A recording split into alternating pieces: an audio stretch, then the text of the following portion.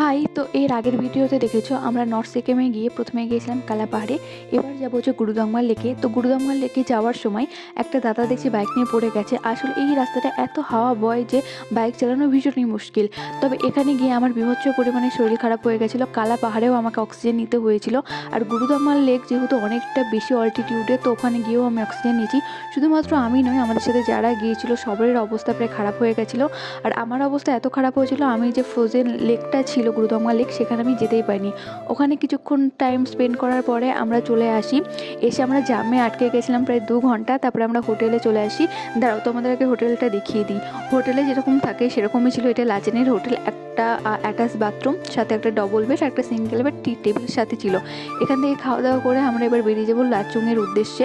তো লাচুংয়ে যাওয়ার পথে আবারও পড়েছিলাম জ্যামে প্রায় 1.5-2 ঘন্টা আটকে থাকার পরে। আমাদের ড্রাইভার দাদা এই অন্ধকারের মধ্যে এত জোরে গাড়ি চালাচ্ছিল, আমরা সবাই ভয় পেয়ে গেছিলাম। তারপরে গিয়েছিলাম লাচেনে। এটা ছিল আমাদের লাচেনের হোটেল। দেখা হচ্ছে পরের ভিডিওতে। বাই।